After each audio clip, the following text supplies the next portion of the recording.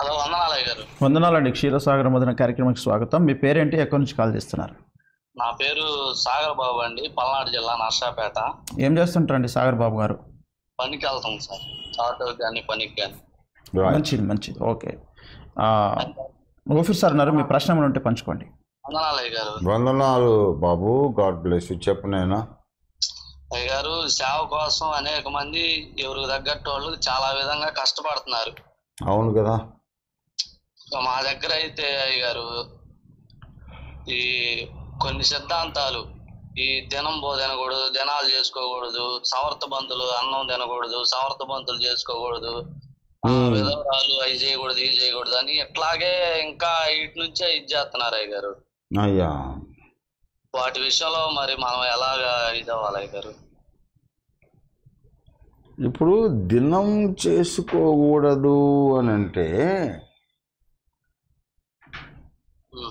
వాళ్ళు దినం చేసేది, ఇప్పుడు అన్యులు క్రీస్తున్నారు కానీ వాళ్ళు చేసే దినం కార్యక్రమాలలో ఉండే ఉద్దేశం వేరు. మనము జ్ఞాపకార్థ కూటము, స్మారక కూటము, ఓదార్పు కూటం, ఆదరణ కూటం పెట్టుకున్నప్పుడు మన ఉద్దేశం వేరు. అట్లా పెట్టుకున్నా కానీ తినట్లేదు అయ్య గారు అన్నం. అది తప్పు. అది తప్పు. నేను చెప్తున్నాను, మీరు ఏం చేస్తున్నారు అనే దానికంటే ఎందుకు చేస్తున్నారు అనేదే ఎక్కువ ప్రాముఖ్యంగా దేవుడు చూస్తాడు. మనము బేసికల్లీ ఇప్పుడు నా చిన్నతనములోని 60 ఏళ్ల నాడే ఈ ప్రశ్న వచ్చింది మాకు వరంగల్ ఐపీసీ సంఘంలో, ఈ జ్ఞాపకార్థ కూటాలు ఎందుకు అని. ఇప్పుడు ఒక ఇంట్లో మరణం జరిగినప్పుడు బంధువులు మిత్రులు అందరూ వస్తారు, ఆ రాత్రంతా వాళ్ళతో జాగారం చేస్తారు, పాటలు పాడతారు, స్తుతులు పాడతారు.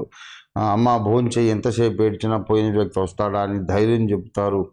భోజనాలు ఒక్కొక్క ఇంట్లోంచి తీసుకొచ్చి వాళ్ళకి పెడతారు. తర్వాత సమాధి కార్యక్రమం అయ్యాక కూడా వచ్చి ఇల్లంతా కడిగి శుభ్రం చేసి వాళ్ళకి స్నానాలు చేయించి ఆ ఇంట్లో ఒక రోజంతా ఉండి వాళ్ళను ఓదారుస్తారు. ఇంత ఈ కష్టకాలములో మాకు ఇంత ఆదరణ, ఓదార్పు ఇచ్చిన వాళ్ళకు కృతజ్ఞతగా ఒక పూట భోజనం పెడదామనేది ఫస్ట్ పాయింట్. సెకండ్ పాయింట్ ఏంటంటే, చనిపోయిన వ్యక్తిని కూర్చున్నటువంటి జ్ఞాపకాలు మనం మళ్ళీ జ్ఞాపకానికి తెచ్చుకొని వాళ్ళ జీవితంలో నేర్చుకునే పాఠాలు ఏమైనా ఉంటే నేర్చుకుందాం. అది రెండో పాయింట్. బంధువులందరూ వచ్చి గాయపడ్డ కుటుంబానికి ఆదరణ దేవుడు ఇవ్వాలని ప్రార్థన చేయడం, ఇది మూడో పాయింట్. ఇది మన ఉద్దేశం, మనది. అన్యులు దినాలు చేస్తున్నారు, మనం జ్ఞాపకార్థ కూటం చేస్తున్నాం కనుక మనం అస్సలు చనిపోయిన వ్యక్తి గురించి ఏమీ చేయకూడదు అనేది కూడా అదంతా అనవసరం. అట్లా అంత పట్టుదల, అంత పంతం ఉండడం అనవసరం. ఇంకొకటి, ఈ మూడు చెప్పే కదా నేను మీకు, బాధలో ఉన్న సమయంలో ఆదరించిన వాళ్ళకు భోజనం పెట్టడం కృతజ్ఞతగా, తర్వాత చనిపోయిన వ్యక్తి యొక్క జీవితంలోంచి పాఠాలు నేర్చుకోవడము, మరి మూడవదిగా అందరూ వచ్చి వీళ్ళ కొరకు ఆదరణ కొరకు ప్రేయర్ చేయటం. ఈ మూడు చెప్పా. నాలుగవ మహోన్నతమైన ఉద్దేశం ఏంటంటే, ఏదో ఒక సాకు మీద ఒక సమాజ కూటం నిర్వహిస్తే సువార్త అనేది ముందుకెళ్తుందిగా.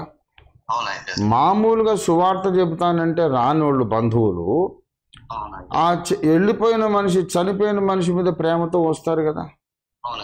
అలా జ్ఞాపకార్థ కూటాల్లో వచ్చి సువార్త మీద రక్షింపబడిన వాళ్ళు కూడా కొన్ని వందల మంది నాకు తెలుసు. గనుక అనవసరంగా అలాంటి పట్టింపులకు పోవద్దు.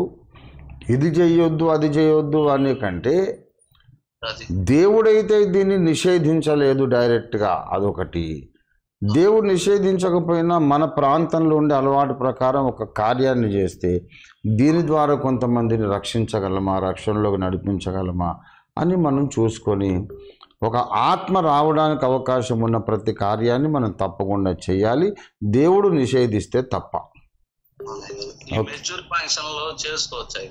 ఏది నాన్న? అసలు నేను చాలాసార్లు ఇంత ముందు కూడా చెప్పాను, ఆ మెచ్యూర్ అయిన పాప సడన్గా దేహములో ఎదుగుదలలో ఒక మార్పు వస్తుంది, కానీ మనస్సు అయితే పసి వయసే. అవునండి. ఆమెకు సడన్గా పెద్ద పెద్ద ఆడవాళ్ళ మైండ్ వచ్చేది కదా. అవునండి. ఇక గుర్తు దూకుతూ ఆటపాటల్లో ఉంటుంది. ఆమెకు జీవిత బాధ్యత కానీ అనుభవం కానీ ఏమి ఉండదుగా. అవునండి. దేహం పెరుగుదలలో భాగంగా ఒక మార్పు వచ్చింది, కానీ లోకానుభవము సమాజాన్ని గూర్చిన అవగాహన ఆ పసిపాపకి ఏముంది, లేదు కదా. అవునండి. ఎప్పుడైతే మనము మెచ్యూర్ ఫంక్షన్ అని పెట్టి డప్పు బాజా భజంతుని కొట్టి మా అమ్మాయి పెద్దదైపోయిందని ఊరంతా చాటింపేస్తాము, ఆ ఊళ్ళో ఉండే ఆకతాయి విధవలు ఆ రోజు నుండి ఈ పిల్లను ప్రత్యేక దృష్టితో చూడడం మొదలు పెడతారు. అవునండి. అరే ఏం అమ్మాయి పెద్దదైందిరా, మెచ్యూర్ అయిందిరా అని వాళ్ళు చెప్పుకోవడము, ఆ వస్తా పోతా ఉంటే కొన్ని కామెంట్లు పాస్ చేయడము, ఈ విధవ వ్యవహారం అంతా మొదలవుతుంది. అది అవసరమా? ఇప్పుడు మన ఇంట్లో పాప పెద్దదైందనే సంగతి ఊళ్ళో వాళ్ళకి ఎందుకు చెప్పాలి? ఇంట్లో మేనమామ బాబాయి మేనత్తలు పిన్నులు ఆ ఇంట్లో పెద్దలకి తెలిస్తే చాలు. వాళ్ళు సైలెంట్గా ప్రార్థన చేసి ఆ అమ్మాయికి అప్పుడు నేర్పించాల్సిన పాఠాలు నేర్పిస్తే చాలు. అవసరం లేదు. ఆ పాపకి ఏమీ తెలియదండి పాపం. కొత్త బట్టలు కట్టి కూర్చోబెట్టి అంతా చేస్తే ఆ మీద పండగ ఏదో నన్ను అందరు గౌరవిస్తున్నారని ఆ పసి మనసు సంతోషపడుతుంది. కానీ ఈ రోజు నుండి దుర్మార్గ ప్రపంచం నన్ను చెడ్డ చూపుతో చూస్తుందని ఆ అమ్మాయికి ఏం తెలుసు? ఆ నెక్స్ట్ డే నుండి ఆమె ఫీల్ అవుతుంది, ఏమైంది వెధవలకి నిన్న మొన్న బాగానే ఉండేవాళ్ళు నన్ను ఏదో వింత జంతువులాగా చూస్తారేమిటి, ఏంటి నేనే ఇవాళ నేను సేమ్ కదా. ఆ తాతలు మొదలుకొని ఆమె వయసు మగ పిల్లల వరకు ముసలోళ్ళు మొదలుకొని ఆ అమ్మాయిని నానా మాటలు అంటారు, ర్యాగింగ్ చేస్తారు, డబుల్ మీనింగ్ మాటలు మాట్లాడతారు. ఆ పాపకు అర్థం కాదు, వీళ్ళకి సడన్గా పిచ్చి పట్టేసింది. మొన్న నేనే ఇవాళ నేనే కదా.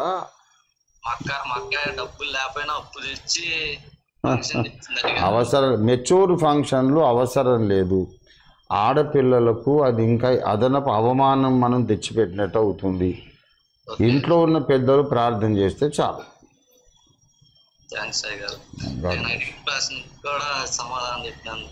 Thank you. God bless you. Okay brother.